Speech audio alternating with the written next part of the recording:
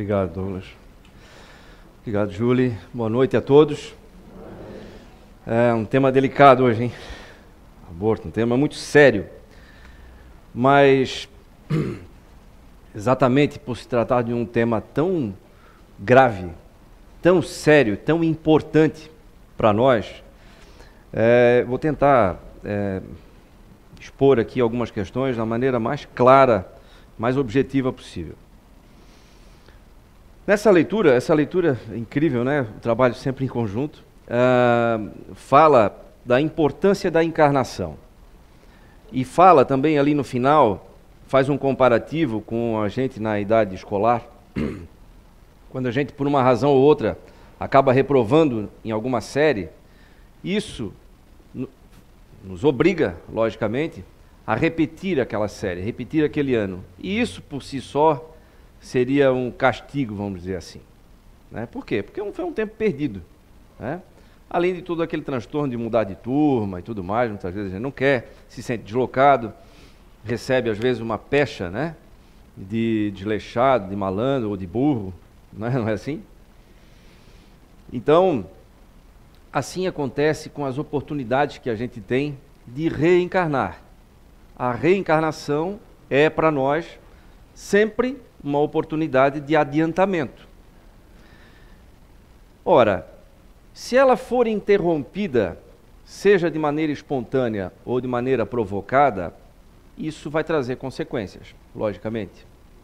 E aí, as consequências não são, digamos assim, da mesma intensidade de uma repetição de ano na escola.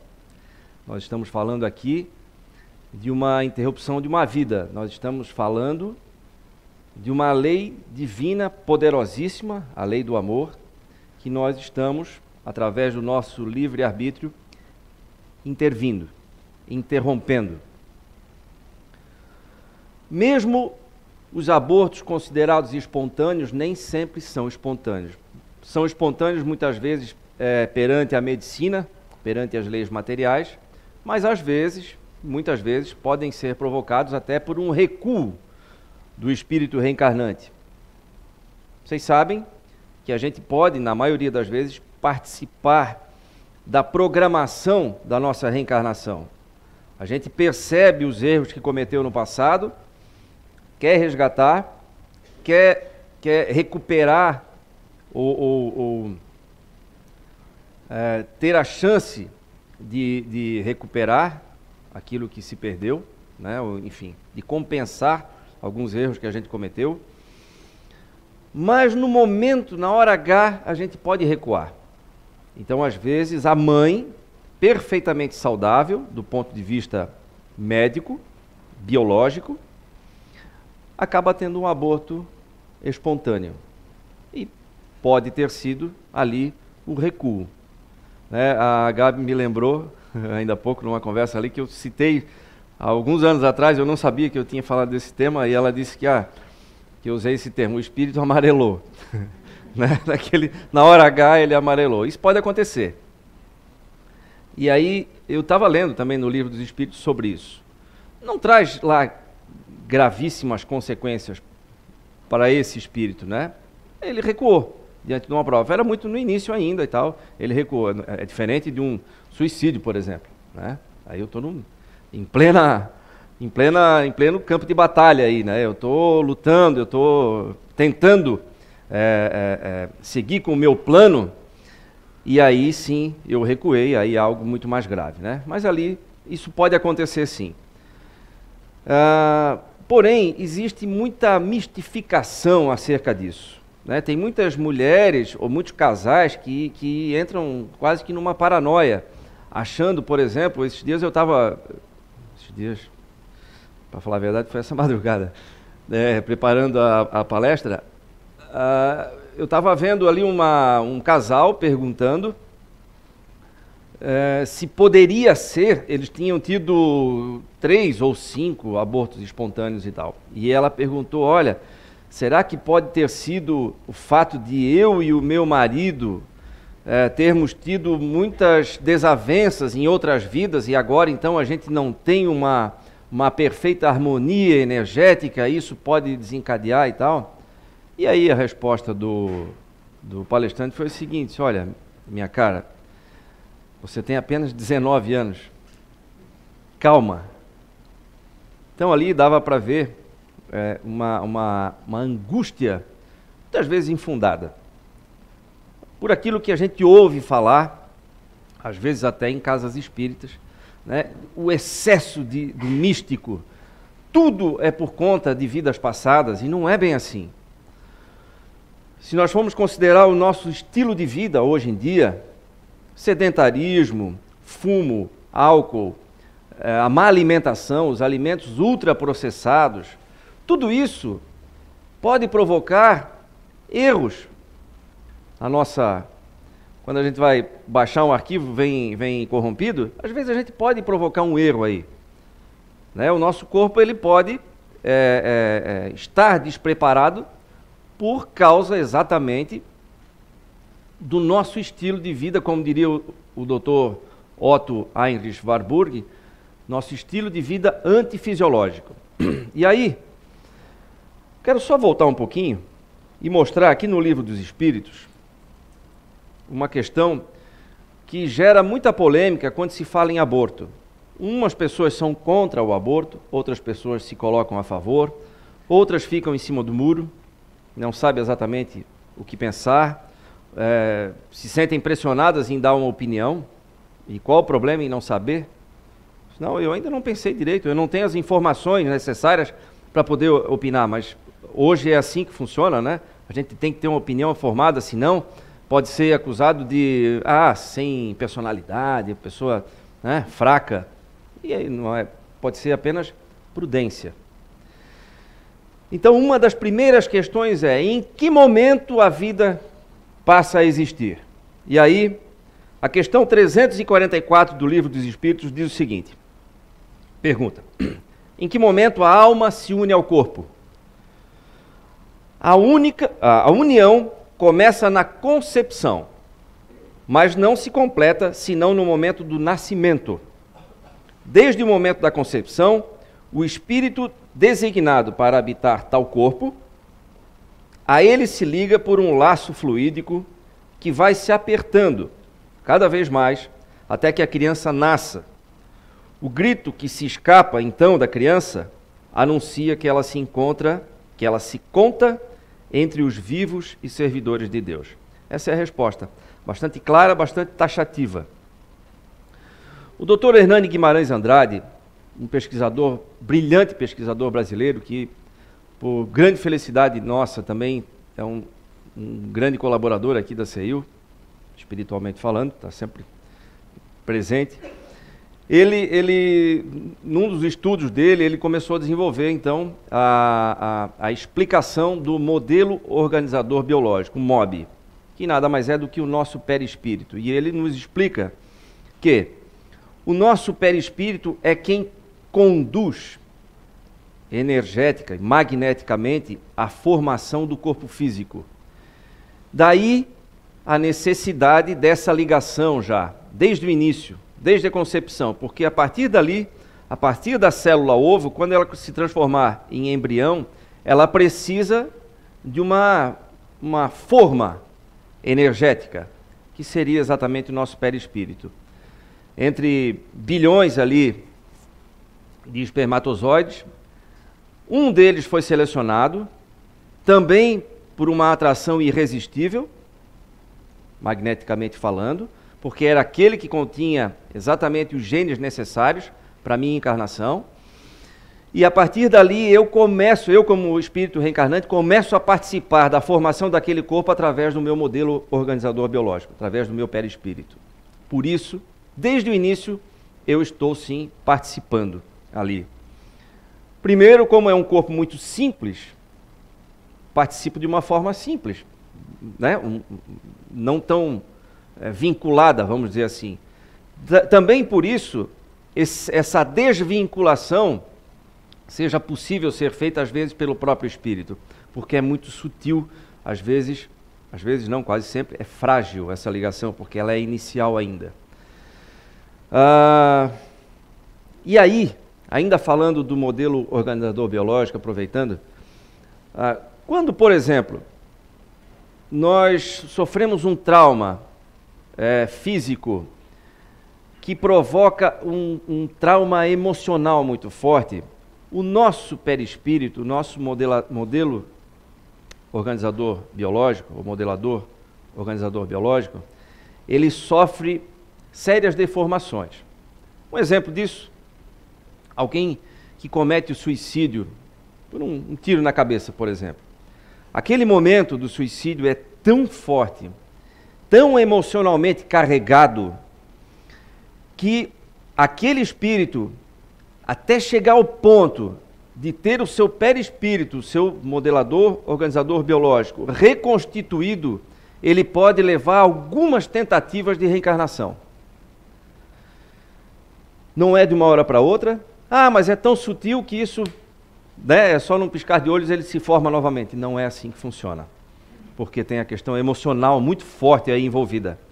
Então, muitas vezes esse espírito precisa ensaiar, e vocês já vão entender por que eu estou falando isso, por diversas vezes esse renascimento, embora não consiga chegar até o final, para que aos poucos ele consiga ir reconstituindo essa parte do corpo perispiritual que ficou seriamente danificada. Casos de anencefalia, que crianças que nascem sem o cérebro e muitas vezes sem o crânio, podem, isso também li aqui na literatura espírita, podem ser, e muitas das vezes consequência exatamente disso. Por exemplo, de um suicídio através de um tiro na cabeça. Então, as crianças anencéfalas, elas nascem e morrem, porque não tem cérebro, não tem como comandar todo o sistema, né, biológico. Porém, pasmem, tem alguns casos, sim, de crianças que sobrevivem apenas com uma pequena parte do cérebro. E aí, justamente a anencefalia é um dos 3 únicos casos de aborto legal aqui no Brasil. Um deles é a anencefalia. Por quê? Porque a medicina considera, e agora então as leis, que não é necessário para as mães passarem por todo aquele sofrimento, por todo aquele desgaste físico e psicológico da gravidez, sabendo que a criança vai morrer assim que, ou logo em seguida do nascimento. Essa é a visão material, prática, vamos dizer assim. Porém, tem toda uma questão anterior a isso. Acabei de citar aqui o exemplo do suicídio e o que isso causa, no caso de um tiro na cabeça, o que isso pode causar ao seu perispírito. Então, essa criança anencéfala, ela está tentando reconstituir, está tendo a chance de renascer, para tentar reconstituir o perispírito naquele ponto exato ali, e é através de algumas tentativas, de várias tentativas, que ela vai conseguir ter sucesso nisso. E aí onde entra a mãe, aí tem um papel fundamental, que é exatamente dar a chance para que aquele espírito reencarnante possa se recuperar. Esse é o modo natural de se recuperar. É assim, energeticamente, perispiritualmente, que funciona essa recuperação, essa regeneração do perispírito. Então, vejam como é complexo e grave ao mesmo tempo, mesmo que amparado por uma lei nossa aqui, dos homens, né? Interromper uma gravidez de uma criança anencéfala. É permitido. Mas a gente está interrompendo, a gente está impedindo que ela consiga se recuperar. Ela precisa disso para se recuperar. E aí, Fabrício, por favor, eu vou pedir para o Fabrício passar aqui um trecho, está sem controle aqui. Tá. Olha só, isso aqui é um trecho, eu vou depois, em determinado momento, ele já está aqui bem do meio para o final, de uma família cuja mãe teve uma gravidez de uma criança anencéfala, tá? Só queria que vocês ouvissem um pouquinho do que aconteceu ali com a vida deles. Essas informações devido à ausência do córtex cerebral.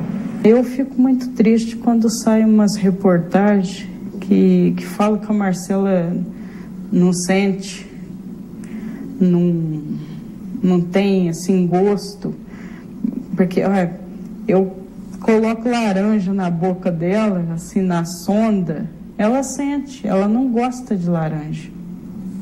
Ela não gosta de laranja, não gosta de beterraba. É boa ela ficar cuspindo, ela não gosta. Eu acho que ela sente e muito. E graças a Deus estou aqui com a minha gordinha forte no berço lá a cada dia.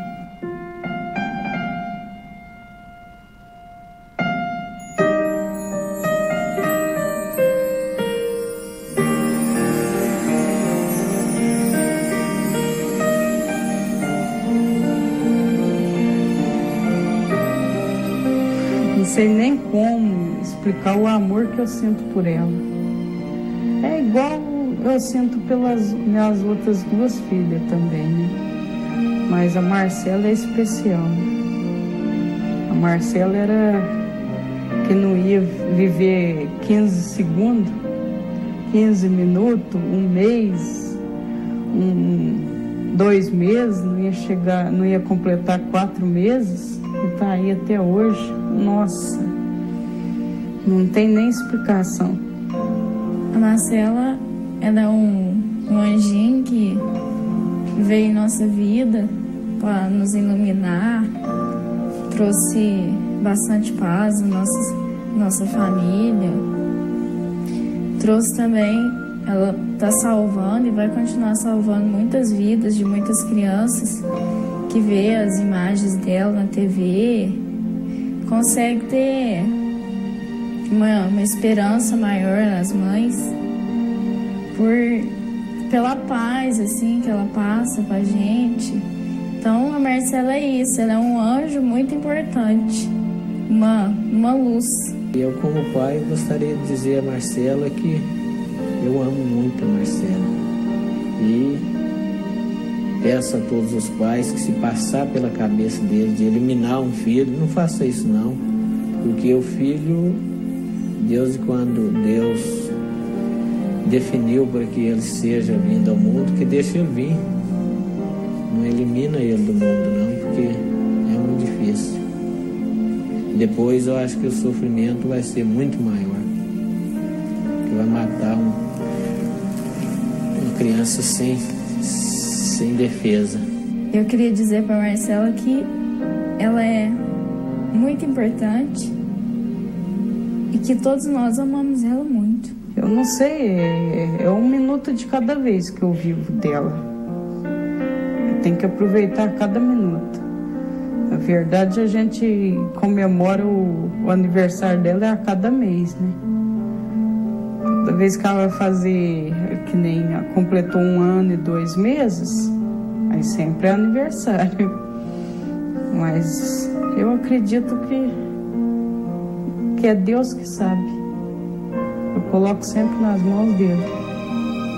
Mas o dia que ele vier buscar ela também, bicho, eu vou sofrer muito. Mas sofrer assim, sofrer ao mesmo tempo feliz, porque eu fiz a vontade de Deus, né? Eu deixei ela nascer. Obrigado, Fabrício. Vamos parar aqui, só vamos começar a chorar aqui. Dá vontade de ser filho dela, né? Que paz, né, que ela transmite, que clareza de raciocínio a respeito da questão do amor por um filho. Para ela não importa, e os médicos diziam que provavelmente ela ia aguentar alguns minutos, ela já tinha mais de ano, eu não sei como é que está agora, porque esse vídeo a gente separou ainda há pouco ali, e depois eu vou pesquisar, vou me interessar, vou me inteirar melhor por essa história da Marcela. Mas é um exemplo prático, cheio de moral, inclusive, né, de como funciona. O fato de a família, não é só a mãe, mas a família inteira abraçou e acolheu a Marcela ali, no caso, uma bebê sem cérebro, e todos comemorando o fato de ela ainda estar viva, estar ali, e olha o que ela promoveu na família. Sem falar o que a família promoveu na vida dela, não tem dúvida disso, né? Com certeza, através de todo esse exagero, no bom sentido, de amor aí de todos, ela deve conseguir se recuperar muito mais rapidamente. As próximas reencarnações da Marcela, com certeza, vão ser melhores, do ponto de vista da regeneração do corpo perispiritual dela e tudo mais, né? Emocionalmente falando. Porque aí é o emocional que tem uma carga muito forte, pesada, como eu falei ali no início. Então, a desinformação mata mais do que as doenças. Prova disso é que quando a gente se informa, quem está recebendo esse tipo de informação pela primeira vez, eu duvido que amanhã vá pensar da mesma forma que pensava até ainda há pouco sobre aborto. Da mesma forma que eu duvido que uma mulher, depois de ter tido já um filho, depois de ter experimentado o período de gestação, de sentir a criança mexer dentro de si, de ver o seu corpo se modificar, de ter a família acompanhando e vibrando positivamente por aquilo, depois de ter a grande felicidade do dia do parto, né? De poder pegar finalmente seu filho no colo, amamentar, trocar fraldinha, dar banho, o pai também, né? Deve fazer isso. E, enfim, acompanhar tudo isso, eu duvido que nas suas faculdades normais, salvo algum problema sério, ela optasse por uma questão fútil, pela carreira, ou pela beleza física, ou por não ter tempo mais, querer simplesmente passear e viajar e tal. Eu duvido que essa mulher, depois de ter passado por tudo isso, ela optaria por um aborto, por causas assim. E por que algumas mães optam? Por desinformação. Por isso a desinformação mata mais do que a doença, do que qualquer doença.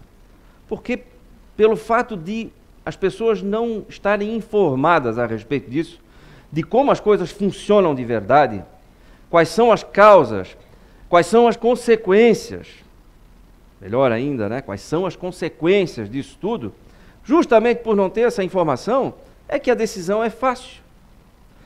Não estou dizendo que ela é sempre fácil, né? Mas ela é muitas vezes baseada num único aspecto, que pode ser, como eu falei, a minha questão profissional, agora eu estou a todo vapor, eu não posso parar o meu ritmo, ou a questão estética, ou então o medo dos pais, muitas jovens, adolescentes, com medo da repressão dentro de casa, com as represálias da própria sociedade, acabam abortando em silêncio, sofrem terrivelmente. E essa, diga-se de passagem, é a maior consequência do aborto, para quem abortou, para as mães principalmente, são os distúrbios mentais causados por isso depois, porque não conseguem suportar essa culpa, especialmente à medida que vão tomando consciência do que fizeram. Porque quando a gente não tem muita consciência do que fez, tudo bem, foi só mais um, vamos para frente. Mas à medida em que a gente tem esse tipo de informação, estamos tendo agora, é difícil recuar. Não recua mais. Não recua mais. A gente já tem, agora tem. É um impacto isso. Só que isso precisa ser levado para o lado positivo. Então, se nós já soubemos disso, nós sabemos disso, nós estamos recebendo essa informação agora, precisamos passar adiante. Estudar um pouquinho mais, informar um pouquinho mais, pesquisar um pouquinho mais a respeito disso, para poder ter isso mais claramente na nossa cabeça, e aí sim poder ajudar as pessoas, através de conselhos que seja, porque quem é que participa do aborto provocado, muitas vezes? É só a mãe? Ela faz tudo sozinha? Não, né? Tem quem participou diretamente, como os médicos e enfermeiros lá da clínica, né? Na maioria das vezes clandestina. Imagina um médico cujo juramento foi salvar vidas. E se propõe a ganhar a sua vida, a ganhar dinheiro, justamente fazendo o contrário, promovendo o desligamento forçado, violento, cruel. Imagina as consequências para ele, para essas pessoas que fazem isso, né, muitas vezes às dezenas, diariamente. Né? Então, nem é bom falar. Dá pena realmente. Então, dá para perceber a importância desse tipo de informação, de como funciona. Não é simplesmente depois que... tem muita gente que discute, depois de 2 semanas, de 3 semanas. Tem uma médica, eu estava ouvindo ela falar, eu achei fantástica a comparação que ela fez. Ela disse o seguinte: depois da fecundação, algumas horas depois, aquela célula ovo começa a provocar secreção de endorfinas e serotoninas no corpo da mãe para os 75 trilhões de células do corpo da mãe. É igual no mundo animal, quando um bicho fica, fêmea, fica prenha, ela começa, no mundo selvagem, começa automaticamente a preparar o ninho, seja uma leoa, seja um pássaro, começa a se preparar. Isso é biológico, é natural, é instintivo. Então, ela faz uma comparação seguinte: essa ligação começa quase que imediatamente. Isso uma médica que não era espírita falando, olha só. Agora nós já soubemos que tem o modelador, organizador biológico, aí o nosso perispírito se ligando já desde o momento da concepção, está aqui o livro dos espíritos falando. Ela compara ao aborto igual a desligar o computador da tomada.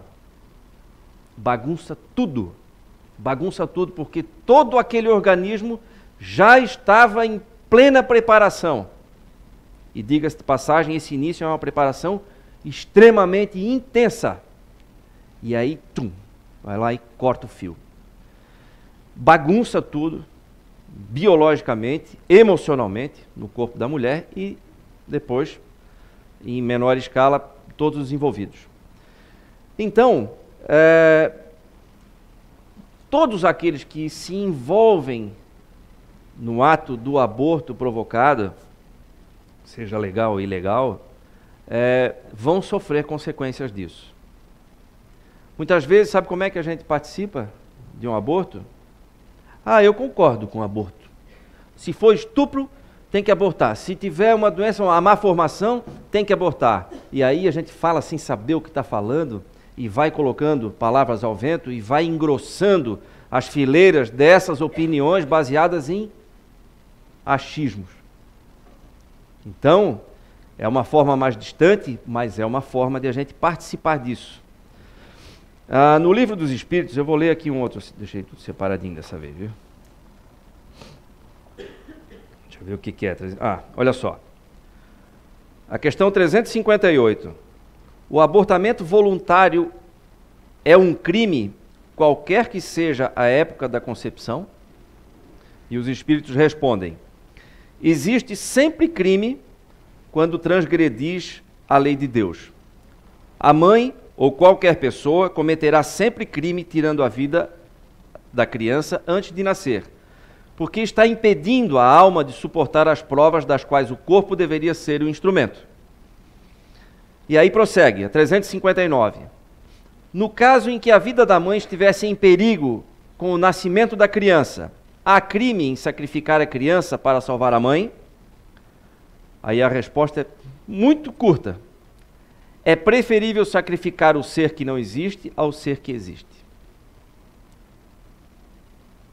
Então, depois prossegue aqui, mas o que a espiritualidade nos explica então é que aí, nesse caso, e somente nesse caso, em caso de risco iminente de vida da mãe, seria possível então interromper, porque é muito no início ainda aquela nova encarnação, aquela nova oportunidade, mas não dá para sacrificar uma vida que já está formada, cheia de ligações, cheia de laços, cheia de compromissos, vamos dizer aqui, por uma que ainda é uma incógnita. E esse é o único. Veja, nós temos 3 casos previstos nas nossas leis aqui, né? Risco de vida da mãe é um deles. Então os outros 2 é estupro e anencefalia. Para anencefalia, está aqui, né, esse exemplo fantástico e pasmem, né? Tem vários exemplos na internet. Pesquisem lá, vocês vão ver. Vocês vão ver histórias emocionantes. Eu vi aqui em pouquíssimos minutos, lá na salinha. Impressionante. Exemplo de amor, de abnegação, né, de desprendimento, de vontade de servir. Vocês lembram que ela falou? Eu estou servindo a Deus. Essa moça falou. Estou servindo. Eu tenho a sensação de que eu estou servindo a Deus. Naquele jeito dela falar, não é? Foi assim? Que paz, né? Ela estava servindo. Não é a sensação, ela tem a certeza, né? Eu, pelo menos, tenho. Né? E então, antes de a gente participar disso com opiniões, é importante a gente entender tudo que tem por trás disso. Num outro caso,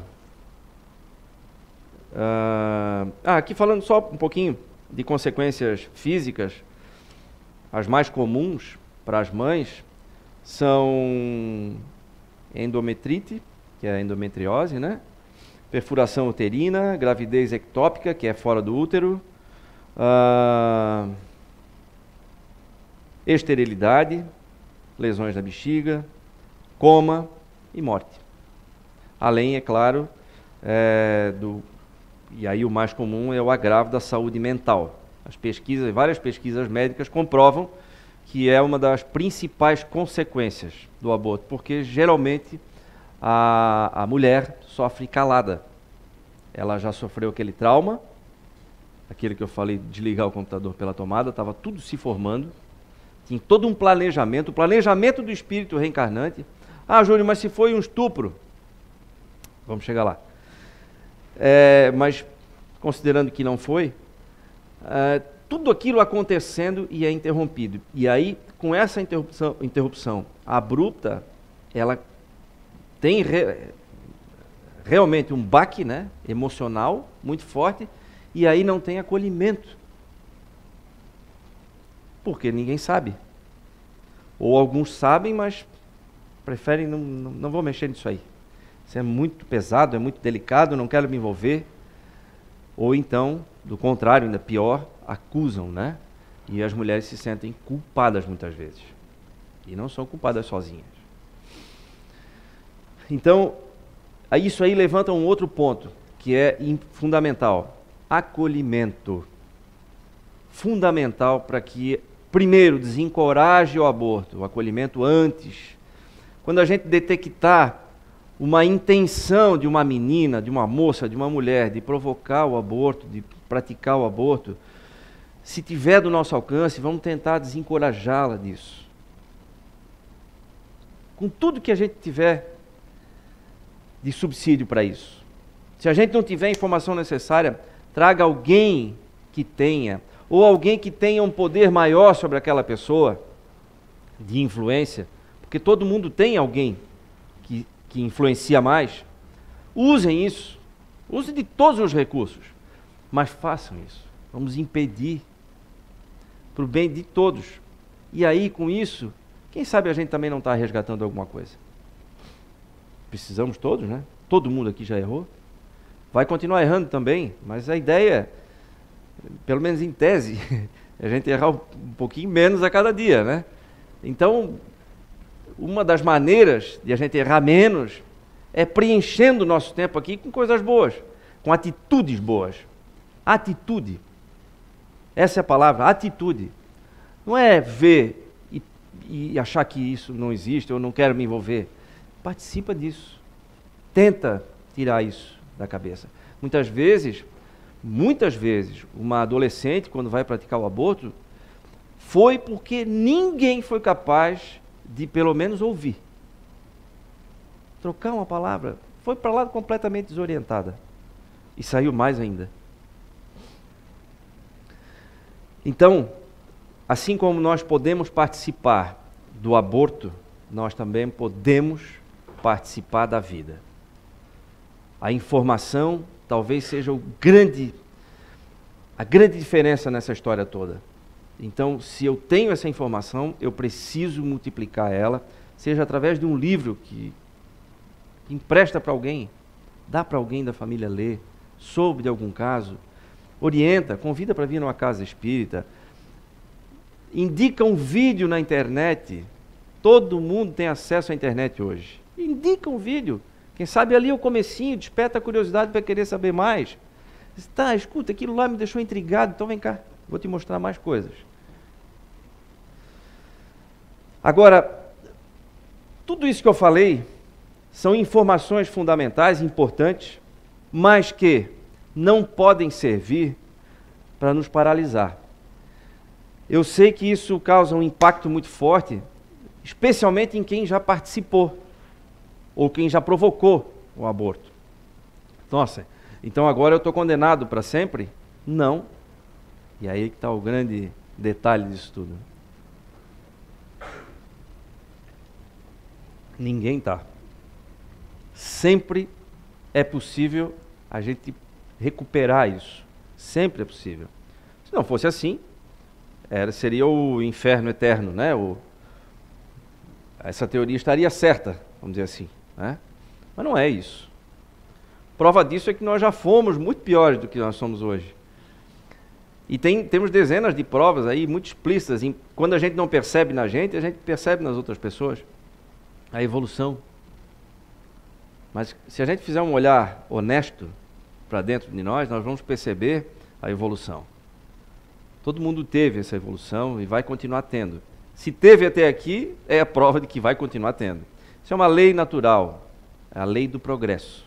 A gente não para, a gente pode estagnar por um tempo, mas não volta e continua. Então, se tem chance de recuperar, vamos recuperar. Não vamos deixar que essa culpa gigantesca nos deixe travados. Isso não serve para nada. A culpa serve sim para dar o alerta. Me arrependi? Me arrependi. Então esse é o momento de eu começar a fazer algo para recuperar esse mal que eu fiz. Dá para recuperar? Dá. Como é que, por exemplo, alguém pode recuperar o mal causado por um aborto? Tendo uma gravidez. Ah, mas eu não posso mais ter filho. Então adote. Mas só para entender, do ponto de vista emocional e fisiológico e psicobiológico, a gravidez, depois que a mulher abortou, e se ela se propõe com amor a dar a chance a alguém, não quer dizer que seja o mesmo espírito encarnante a voltar, às vezes pode ser, mas dar essa chance, ela está se dando a oportunidade de reativar todo aquele aparelho físico e emocional que ela tem para receber alguém como filho, e aí sim participar dessa aventura, né? Que é a maternidade. Então, essa seria a maneira ipsis literis, assim, a maneira exatamente, foi aqui que eu interrompi, é aqui que eu vou tentar novamente. Teve um caso, importante a gente não generalizar, tá? Mas só para entender por que algumas malformações acontecem. Isso foi o Divaldo Franco contando numa palestra de um caso de uma mulher que virou, acho que até amiga dele. Foi. Essa mulher, ela provocou 16 abortos. Ela era amante de um cidadão casado. E esse cidadão tinha dito a ela: se você ficar grávida de um filho meu, no momento em que eu souber, esse será o nosso último contato. E ela teve 16 gravidezes. E provocou 16 abortos. E aí depois, isso que eu vou falar, ficou sabendo depois de ter desencarnado. E como também já vou falar, tá? Porém, desses 16 abortos, 8 foram do mesmo espírito reencarnante, tentando novamente. Esse espírito tentou tantas vezes e ficou tão obcecado com aquilo que acabou criando uma ligação fluídica, uma ligação energética praticamente impossível de se dissolver. Ele ficou fixado ao útero dela, energeticamente. Acabou que ela, com o tempo, desenvolveu um câncer de útero e desencarnou por conta desse câncer. Não estou aqui dizendo, por isso que eu digo, gente, não vamos generalizar. Ah, então teve câncer de útero porque lá no passado eu abortei. Não é nada disso. É uma possibilidade. Eu estou falando desse caso específico, foi assim que aconteceu. E aí, o Divaldo Franco, como já tinha desenvolvido uma certa amizade com ela, depois que ela desencarnou, ele encontrou com ela no plano espiritual, numa situação bastante complicada, e aí ela contou para ele isso, que dos 16 abortos provocados, 8 tinham sido do mesmo espírito reencarnante e havia aquela situação ali, problema, de ele estar ligado ao útero dela. E foi o que provocou a doença, que provocou o desencarne. E que estava programado uma reencarnação para os dois nasceriam como gêmeos siameses, porque não dava para soltar um do outro. Então o que acontece? Reencarna como gêmeos siameses, vamos tentar resolver essa questão emocional aos poucos, até que isso então vá se afrouxando, esses laços, né, que foram apertados assim por traumas emocionais. Dá para entender? Olha a importância da reencarnação na regeneração. Nesse caso, não apenas física, né, mas especialmente emocional. E aí a gente começa a compreender melhor por que acontece tudo isso, né? Nossa, mas quando a gente não sabe disso, a gente, mas como é que Deus permite um negócio desse? Não é? A gente pergunta quando não sabe, né? Agora não pode mais perguntar, viu? Mas a gente pergunta, eu perguntava, mas como que pode isso? E hoje eu entendo a perfeição da justiça divina. Porque isso não é castigo, é consequência. Se eu decido me atirar de um prédio, chego na beirada do parapeito e estou na dúvida, não, me atiro. Na metade do caminho eu me arrependo. Dá para voltar atrás? Não dá. Eu não tenho como revogar essa lei da física, a lei da gravidade. Não dá. A decisão eu já tomei e já saltei. Pronto. Se eu estou arrependido ou não é outra conversa. Primeiro eu vou me esborrachar lá no chão, depois eu vou ter que passar por todo esse processo de recuperação, até lá na frente eu saber que focinho de porco não é tomada. Né? Que não é tão simples assim.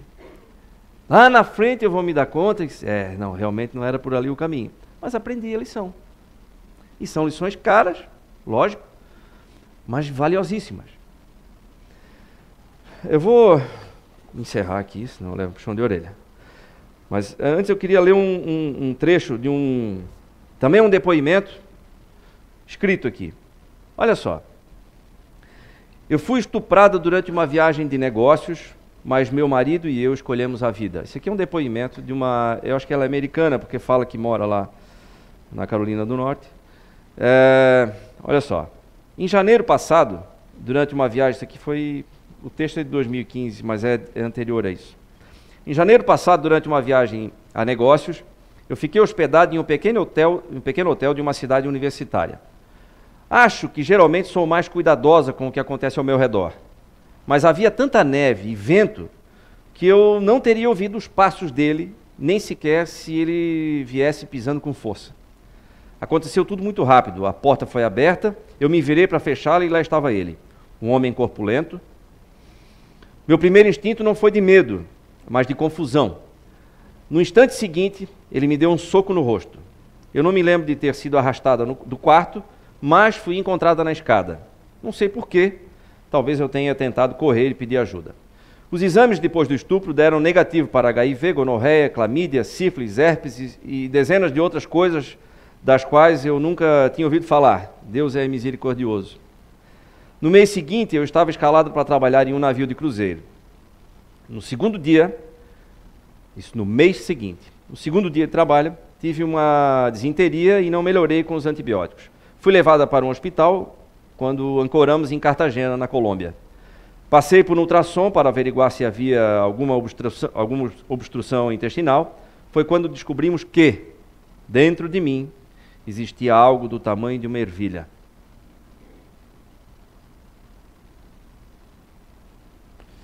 De novo, a bordo no navio, contei aos médicos uma versão abreviada da minha história, o que os levou a me colocarem em quarentena. medo de suicídio, risco de um surto psicótico que me fizesse correr nua pelo navio, quem vai saber?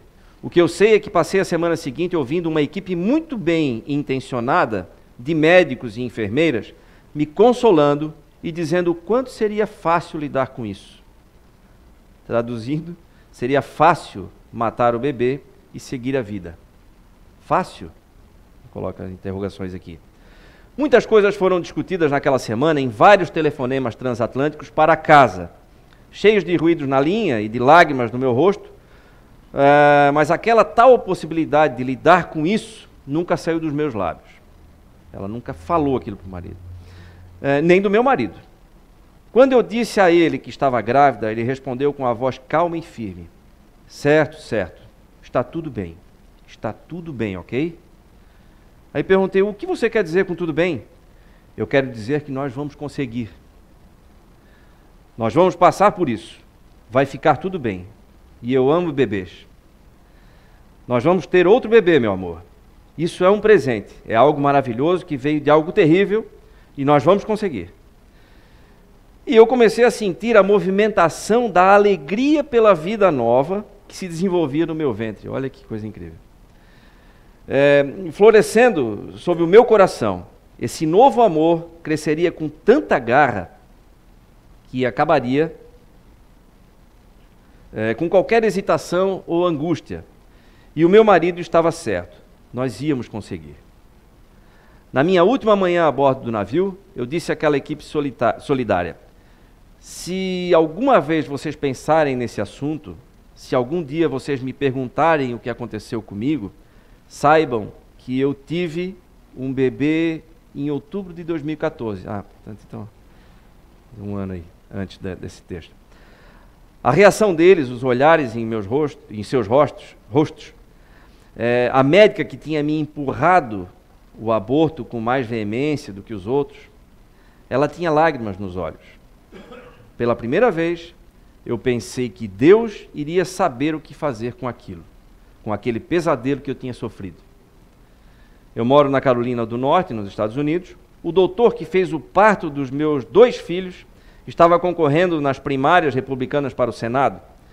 Ele tem que responder às pessoas o tempo todo sobre aquela questão infalível. E em casos de estupro, doutor? Bom, no meu caso, meu filho vai ter voz. Mas até ele poder usá-la, é responsabilidade minha e privilégio meu falar por ele. Durante a gravidez, eu entrei e saí do hospital uma série de vezes, fiquei mais dentro do que fora. Tive pré-eclâmpsia, pressão arterial alta. Foi aterrador quando, na 26ª semana, eles me disseram que provavelmente eu teria que dar à luz naquela noite. Aterrador porque eu queria desesperadamente que meu filho vivesse. Mas nós conseguimos atravessar todo aquele susto. Eu precisei ficar em repouso absoluto, mas pelo menos estava em casa. Cada semana depois disso foi ainda mais incrível, com a expectativa do quanto eu ficaria feliz quando ele finalmente chegasse aos meus braços em segurança. Na parte emocional, eu estava indo muito bem. Tínhamos uma equipe de médicos muito abençoada. Tudo é questão de confiar plenamente. Não era algo novo. Eu tinha me sentido completamente fora de mim desde aquela violência sofrida em janeiro. O meu mundo tinha sido abalado e não voltaria a ficar bem até que meu filho nascesse. Mas tudo aquilo me livrou da atitude arrogante e autossuficiente de dizer a Deus: está tudo bem, eu encaro isso. O nosso pequeno menino pode ter sido concebido num ato de violência, mas ele é um dom de Deus, um presente delicioso que preencheu em nossa família uma lacuna que eu nunca tinha percebido que existia. Ele nos tornou completos. Eu me sinto profundamente grata por ter entrado em contato com outras mães que também engravidaram depois de sofrerem um estupro. Nós somos sobreviventes, não somos apenas vítimas. E foi o meu filho quem me curou. A pressão da comunidade médica para abortar me abriu os olhos de uma forma impactante. Eles me disseram muitas vezes o quanto seria simples e rápido lidar com aquilo e seguir a vida depois que tudo aquilo tivesse acabado. Era de partir o coração ter que ouvir isso vezes e mais vezes.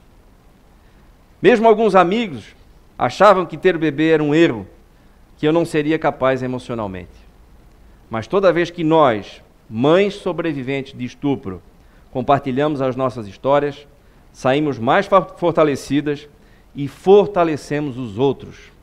Afinal, quantas vidas podem ser poupadas quando se conta com esse apoio e com essa coragem? É isso aí. Obrigado.